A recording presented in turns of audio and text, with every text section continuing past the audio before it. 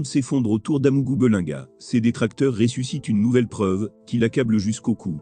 Depuis quelques jours, l'on a l'impression que le sulfureux homme d'affaires Jean-Pierre Amougou Belinga fait face à une nouvelle vague de dénonciations. L'on voit prospérer sur les réseaux sociaux des documents ultra confidentiels, qui prouvent en substance le financement occulte de ces entreprises. Cette fois-ci, c'est le financement de Issam par l'État qui est au cœur des intrigues. En effet, c'est un document qui avait circulé, il y a presque un an, mais qui est de retour sur les réseaux sociaux. Le document en question confirme que l'actuel ministre des Finances Louis-Paul Motaz a autorisé 2 décaissements de plus de 2 milliards de francs CFA, l'un au profit de la chaîne de télévision VISION4 et l'autre de Issam, tous appartenant à l'homme d'affaires Jean-Pierre Amougou Belinga. Cette information continue de susciter des réactions au sein de l'opinion publique camerounaise.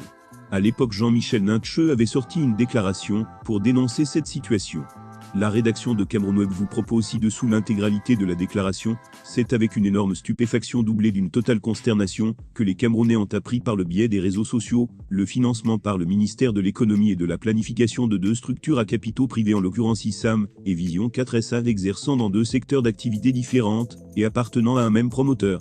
Financement tiré de la même ligne budgétaire, à savoir la ligne 94 du budget de l'État intitulée Intervention de l'État. Il convient de relever pour le déplorer que depuis plus de 20 ans, cette ligne a toujours été l'épicentre des tripatouillages, maquillages et autres dissimulations des vraies données. Cette ligne 94 intitulée Intervention de l'État se chiffre chaque année à plus de 1000 milliards de FCFA.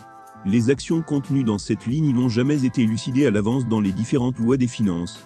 Les comptes d'emploi n'ont jamais été détaillés dans les différentes lois de règlement soumis aux députés pour adoption au cours des sessions de novembre. Cette ligne 94 est un nid fourre-tout de détournement de deniers publics à grande échelle, de corruption et d'achat de conscience des Camerounais d'en haut, y compris des députés de pratiquement tous les bords politiques.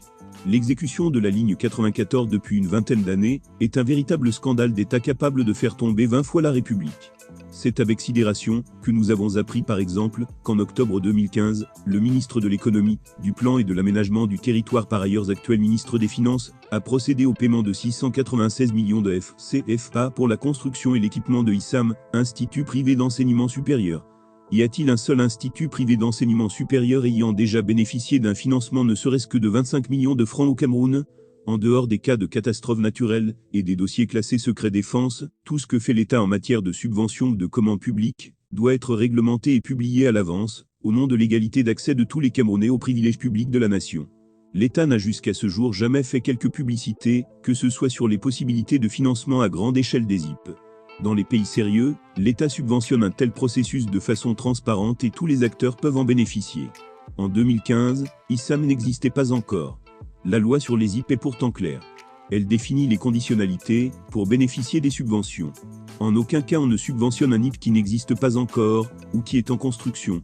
Au vu du montant débloqué, il est difficile de donner du tort à ceux qui estiment que c'est du banditisme organisé sur fond de blanchiment d'argent. Plus grave, la chaîne de télévision Vision 4 SA a reçu toujours du ministère de l'économie et de la planification une subvention de 1521,75000 CFA en juin 2017 et en septembre de la même année, une autre subvention de ce même ministère à hauteur de 379 millions CFA, soit un total de plus de 1,8 milliard FCFA. Il est immoral qu'une entreprise qui bénéficie de l'attention du gouvernement à travers un département ministériel en juin 2017 d'un montant de plus d'1 milliard de CFA soit encore subventionnée en septembre de la même année par le même ministère, pendant que la première échéance de paiement, qui est échelonnée sur un an, n'est pas arrivée à terme. Il est inadmissible que 4 mois après, en deuxième phase, la même entreprise bénéficie d'un renforcement des capacités du personnel.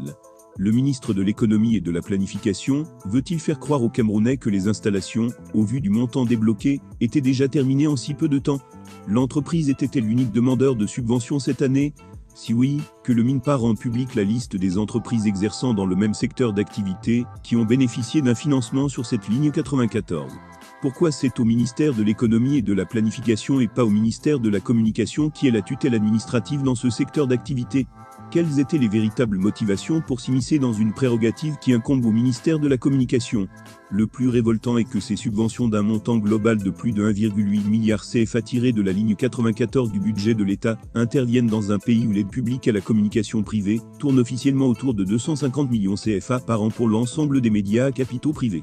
Les réels motifs de ces déblocages faramineux en dehors de la ligne officiellement consacrée à l'aide publique à la communication privée sont manifestement ailleurs, à savoir l'accumulation sur fond de blanchiment d'une colossale rente guerrière en vue du grand soir, qui s'annonce extrêmement rude.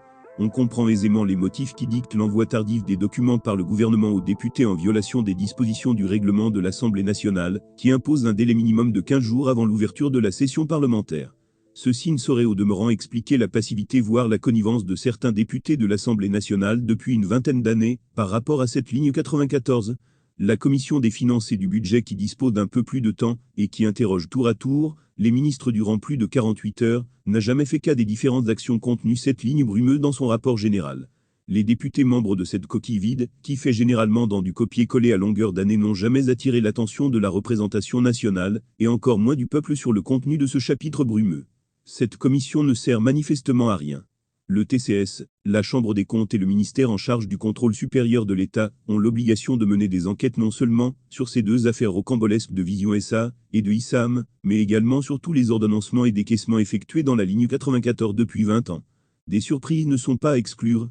Des sources indiquent que certains députés membres de la Commission des finances et du budget ont également reçu, en contrepartie de leur passivité et de leur silence assourdissant, des prébendes masquées sous forme de dotations et de subventions tirées de la ligne 94. Les crimes économiques sont imprescriptibles.